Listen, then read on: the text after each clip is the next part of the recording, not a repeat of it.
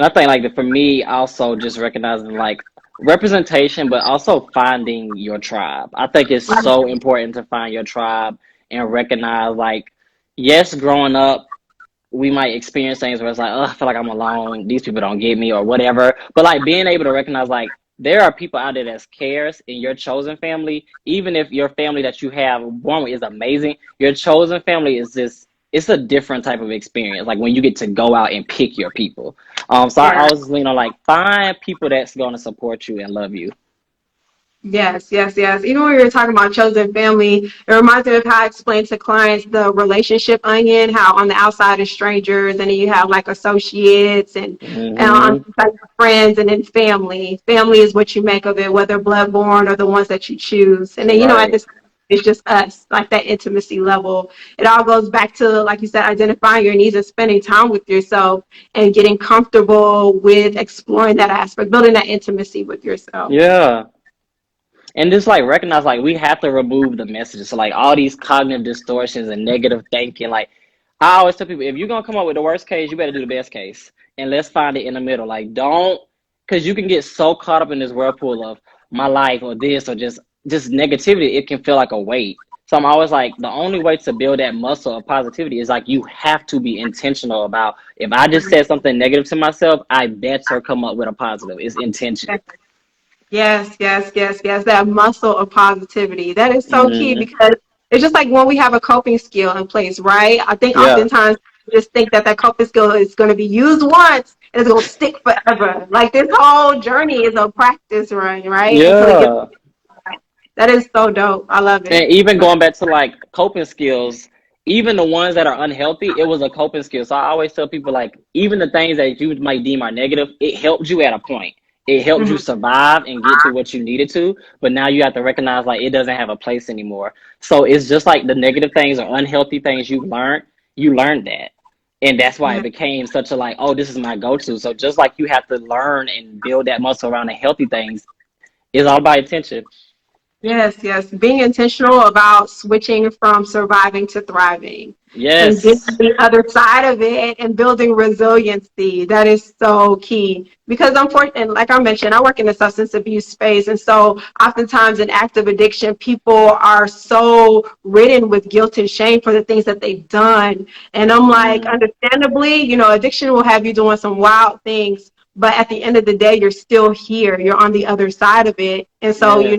know better, you do better.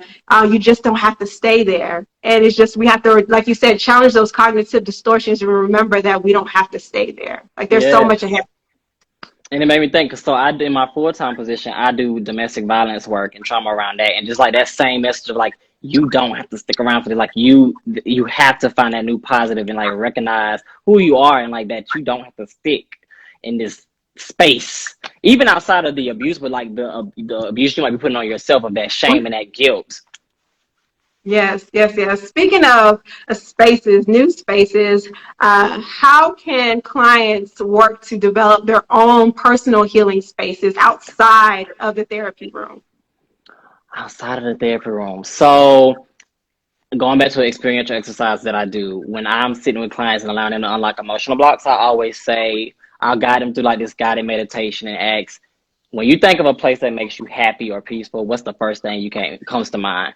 And they might do like a whole bunch of things, but like create that space because one, the first space needs to be your mental space. So like wherever you are, even when you're in a stressful situation, whether it's work, school, you should be able to go into that space where you are feeling positive and protected. And once you have that here, then start creating that space around you. So that might also look like changing your friend group or changing that workspace or changing your home space, like making it more positive. Like it's not just about the physical space, it's about the emotional, all of that. So just starting there. But first, me, I'm always like mental. Where is your go to? Because everything's gonna be here first, and then pushing it out, kind of like the onion, but going from inner to the out. Yes. Do you ever get any resistance when clients are just like, I'm not Oh, about to change child, my friends even though they toxic. I'm not all about the to leave. time, I'm not and for I the all the long time, and I'm a real direct person. I'll sit there like I love. I tell people therapy is not what you see on the TV. I'm a cursing therapist. I curse. I curse my clients. Like we're gonna talk. So I'm always like, okay, I said, you're going to push back. You're going to hate me. It's okay. Like, but I always ask my clients at the end of every session, what didn't work? What did work? Do you need me to push you or do you want me to take a seat back? Because it's you. I want to say this your boat and you drive it, but Megan Thee Stallion stole my stuff. I've been saying this for years. But this is your ship. You're the captain. I'm just here helping you. So what do you need? So most of the time they'll be like, oh, I don't know. And I'll tell them, well, you do know because you already did the hardest thing is by showing up here. Yes. So you can do this. And then they end up doing it. It just you just need a little push. Ooh, they don't like that saying. You do know. It's like, hey, you're right. I do know. Mm. You know good and well you don't need to be in these toxic friendships, but it's okay. And if you go back, I also recognize that you're a human. So if you go back and still deal with some of these situations, I'm not expecting you to come in here today and then next week. I gonna did all this healing. It's not that quick because all the unhealthiness didn't happen overnight. That took years. So it's gonna take some years to address some of these situations. Hey, lovely. Shout out to you because I know mental and emotional wellness is important to you. If it wasn't, you wouldn't be listening to this podcast. But lean in really quickly because I know sometimes it's really hard to create a plan and actually sticking to it. So let's take your mental health to another level. Ever wonder what keeps you from fully executing? Ever wonder how you can build the confidence for decision making? Well, guess what? You're not alone and I'm here to help. So head over to mentalhealthgoals.com for your free mental health plan. It'll give you practical strategies for addressing your current mental health needs. But first, you got to tap in. So head over to mentalhealthgoals.com to receive your free mental health action plan today. Do it right now. mentalhealthgoals.com. See you soon. Hey, y'all, it's Sierra. Make sure you head over to shoplegacysbks.com to check out the latest gear. As always, we have the classic therapy is dope crew neck as well as tees. So head over to cop your crew neck today. It comes in heather navy, that cardinal red, as well as that beautiful gold that we love to see. So head over to purchase yours, not only for yourself, but also for a friend as well. And we are offering free shipping right now. So head over to shoplegacysbks.com to cop all of your therapy's dope gear and check out all the other additional merch as well. Yes, yes, yes, yes, yes, yes. I know we talked a little bit briefly, kind of broke down what trauma is for individuals who don't know what it is, but I also want to speak to other individuals who may not understand like gender, sexual, romantic minorities and whatnot. What are some ways that we can personally support our friends within that particular population, within that subdomain? Understanding like everybody is human and everybody has just whatever it is that they're dealing with. So how can we specifically support the LGBTQI plus community? I think one, looking at your circle, is your circle diverse? Addressing your implicit bias. So people are like, I support everybody. I'm encouraging everybody. But are you really like sit down and when you think about certain groups, like what's popping up in your head? Because everybody has implicit bias. Like it's natural. But what are you doing to address it? Also, research. Google is free. Google real things like learn, watch documentaries, ask questions respectfully, but also don't put it on them to teach you because there is Mm, so much material out there, and that's even past LGBTQIA issues. That's black issues, even the issues that's going on. Don't expect the person that's being oppressed or experiencing these hardships to now turn around and be like, well, let me pause what I'm feeling to teach you. No, exactly. it's a lot of Yeah. stuff out there that's research based that you can learn, but it's okay to ask questions as long as they're appropriate. And it's so much material. Even like watching shows, documentaries, Paris is Burning, polls, like just being able to recognize like there's a whole perspective. It's not just this media created like this one experience. Because I even tell people, especially like black gay men, we're not a monolith. Black people, we're not a monolith, but there's not one type of gay, there's not one type of straight, there's not one type of anything. So just starting there.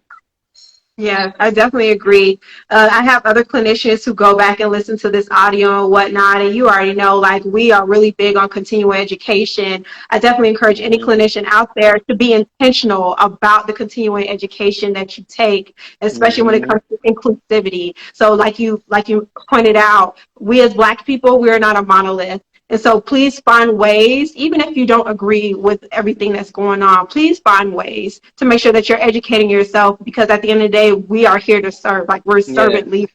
Like as therapists, like that's what we do.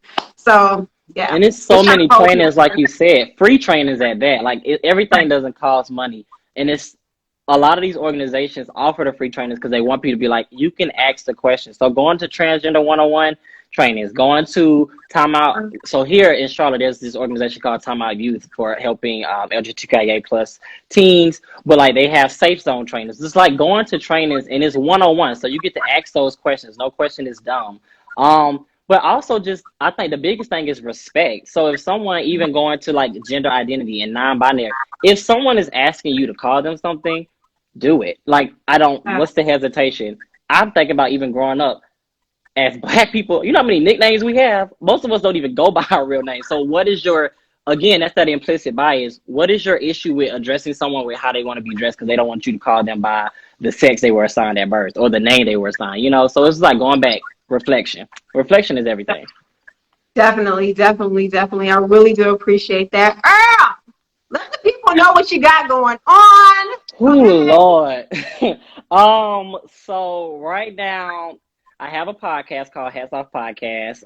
We're not currently doing new episodes right now, but we have 4 seasons, so you can go and check all that out. And what it is my colleague Courtney and I think you were meeting with her last week. We pretty much two therapists giving our perspective, trying to break the stigma down in Black men, in the Black community around mental health. And what we do is we'll give you a therapist standpoint, but we take our hats off and give you the real as well. Let's see what else I got going on right now. Courtney actually created a group a few weeks ago called a Haven for Healers. So for my therapists on here, it's for Black therapists to come and just have a space. Carrying Black stress and struggles as a Black individual and trying to help heal is stressful and tiring. So having that space to come heal with us, I currently do the men's group. I lead the Black men's group every Thursday. So right before I got on here with you, I did that from 6:15 to 7:45. Yeah. So we just did. It's a 6 weeks. We will be doing another round in some months to come. So be on the lookout for that. But yeah, I got a lot going on. That's why I give this space to the healers to just shout out because we all got a lot going on. So Mm-hmm. please. All right, y'all. If y'all have any questions, please make sure that you're dropping them in the chat. I know you guys are Yeah. coming up and whatnot. For Earl, while we're waiting on questions, please let the people know where they can find you, your website, and everything. Yes, so my Instagram is Earl Martin LCSW. My website is earlmartinlcsw.com. You can find me on Facebook at ooh, wow, Earl Martin dash Innate Virtue Counseling PLLC, and that is my private practice, Innate Virtue Counseling. And I'm here located in Charlotte, North Carolina.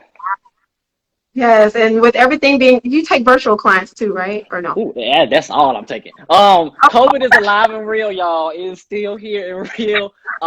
So private practice is all virtual for me at this current moment. I gave that office space up, but my full time, where I do domestic violence, that is in person and virtual.